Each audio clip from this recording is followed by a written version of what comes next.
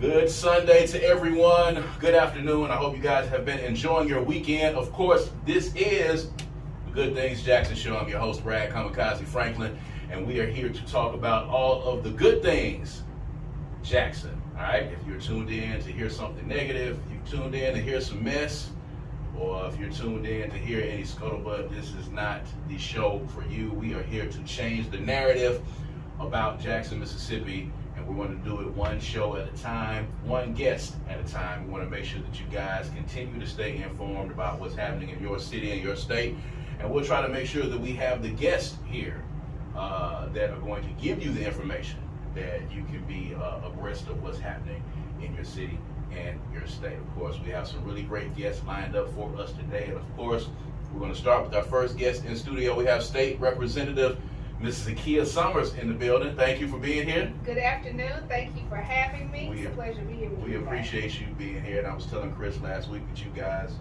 were so good about coming by and informing the public on what was happening at the Capitol last year in 2023. So we wanted to go ahead and get a jump on that in 2024, of course. But you've got some other things going on that we want to talk about as well before we start talking about what's going on at the Capitol and what they can start looking for as far as this session is concerned. We want to talk real quickly about Repro Day at the Capitol, and that's taking place on Tuesday, January the 30th. So you got a couple of days before that happens, and that's at 10 a.m. and that's a program, an event brought to you by Mississippi Votes.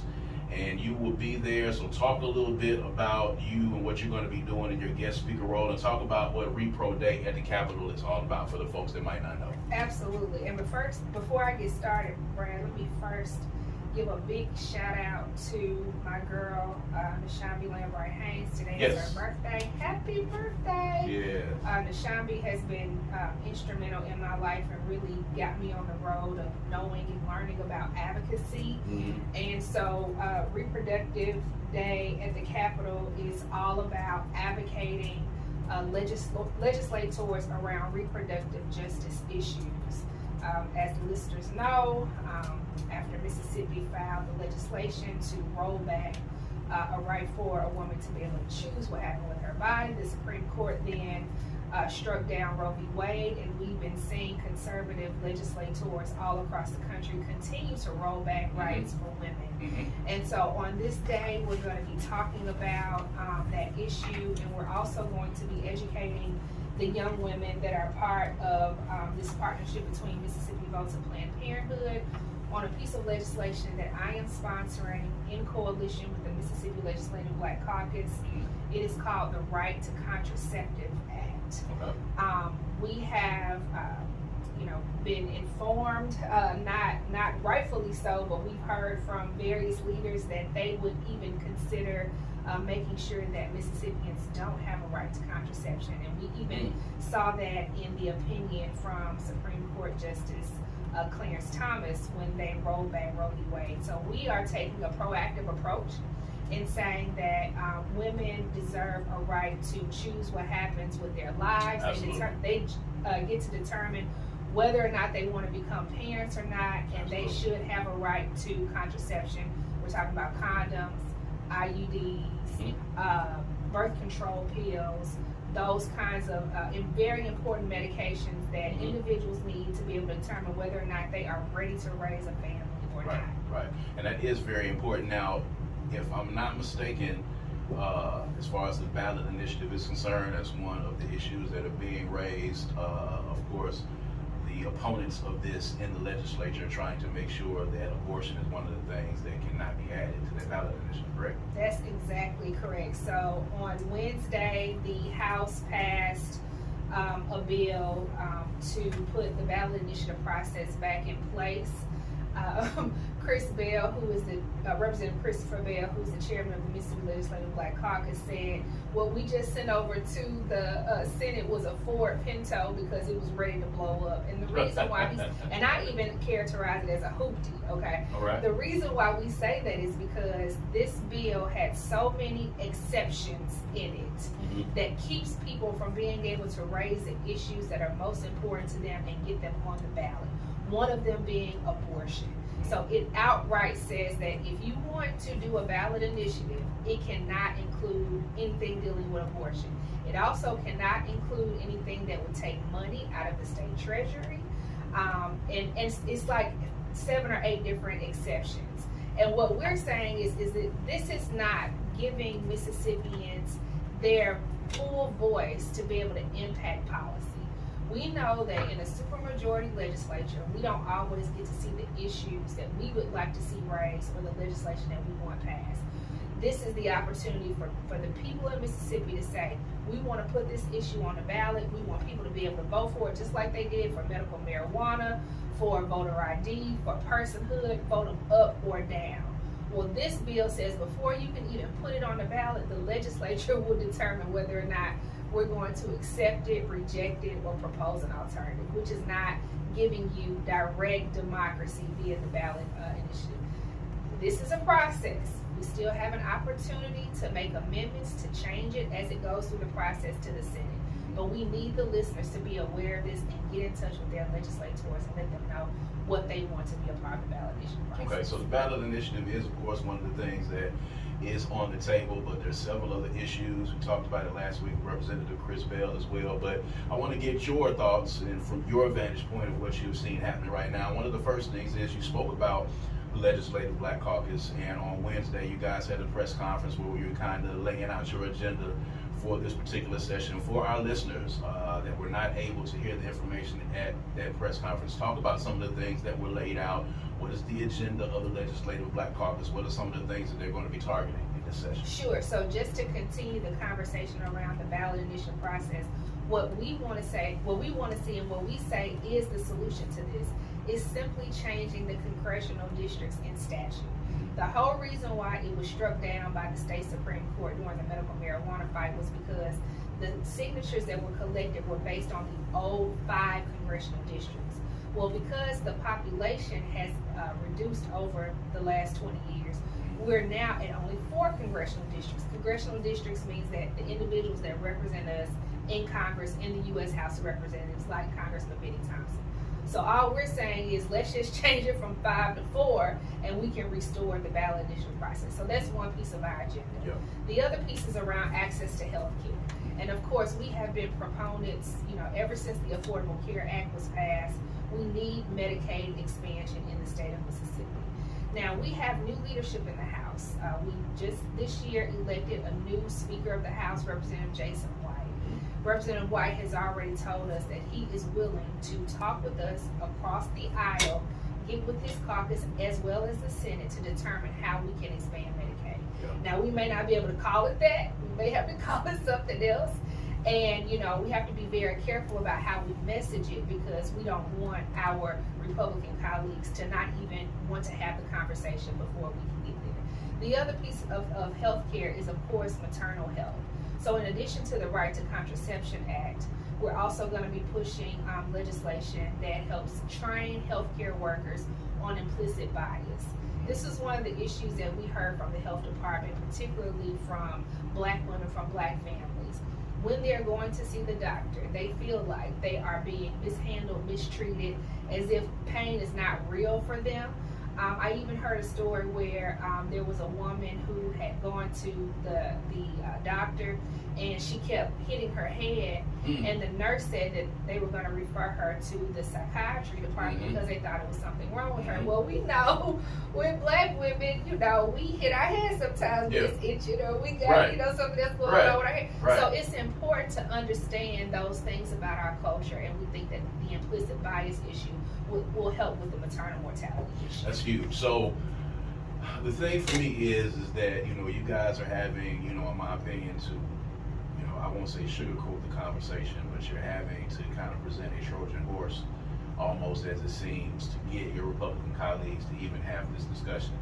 At what point do we just sit down and we, roll out the harsh reality that we have hospitals that are closing in rural areas, we have people that do not have access to health care. We have people that, are not going to be lucky enough to be airlifted to hospitals. I have family members that are affected by this, and the only medical facility that's close to them is either Jackson or somewhere else that's maybe an hour maybe 2 hours away. We're talking about life-threatening incidents where people are going to need immediate care. These are life and death decisions that people are making.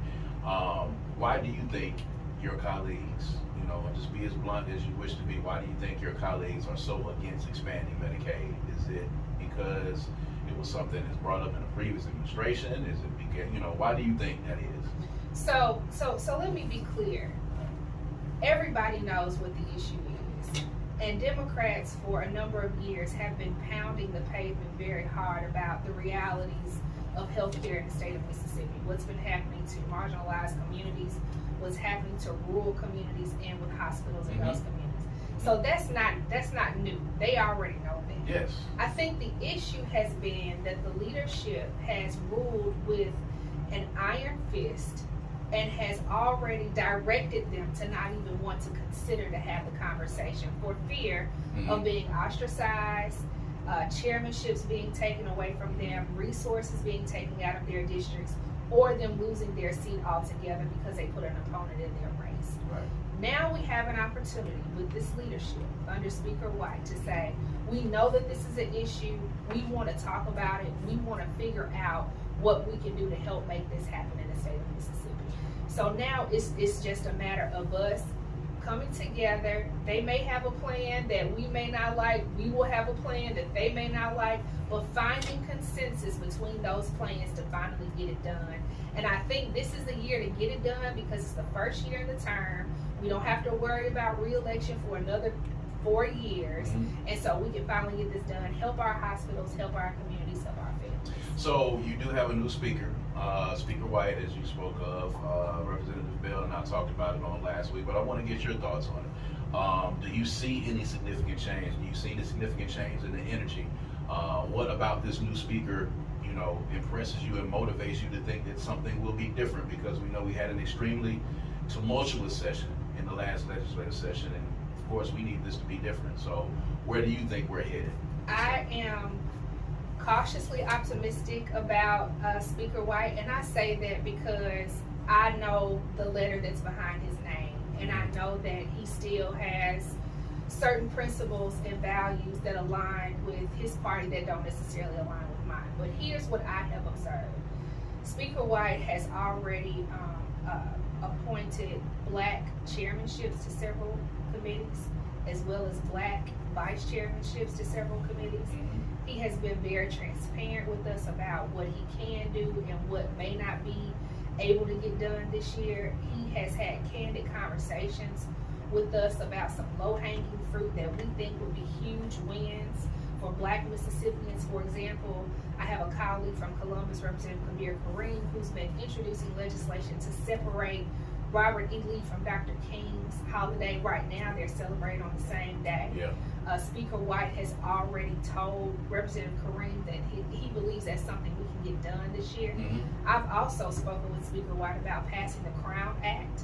I think that there is a high success rate for that getting through. Yep. And so I'm seeing a forward-looking House, and I'm also seeing some synergy between the House and the Senate. Speaker White tells us that he's meeting with the Lieutenant Governor on a weekly basis. They're trying to figure out what their caucus would be willing to consider.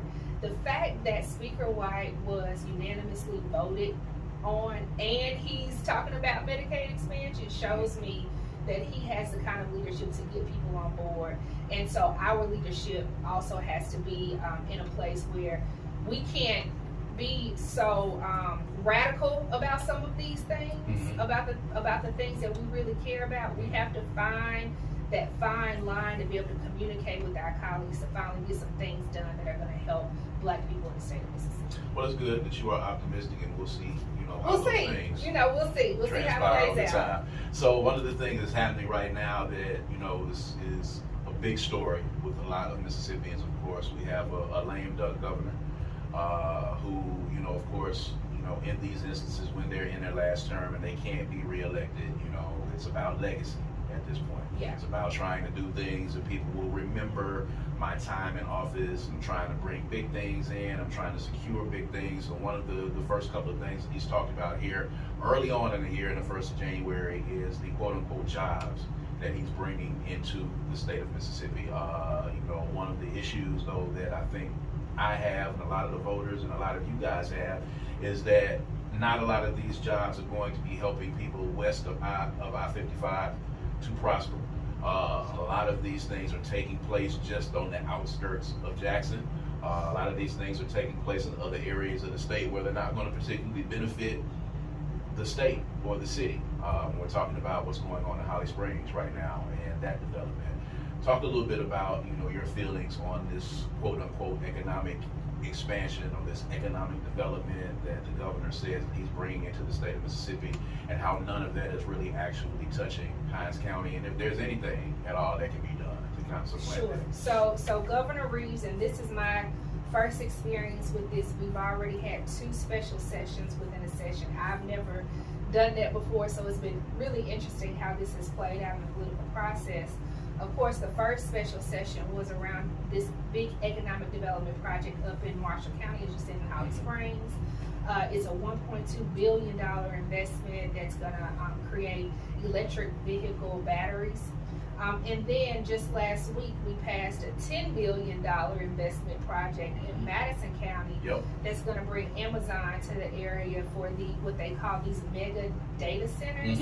And with that, energy is also heavily involved because they're going to need a lot of power to go to that center. So they're already talking about, actually, Brad, some investments that will happen west of I-55 in places like the Delta and places like the greater Jackson area.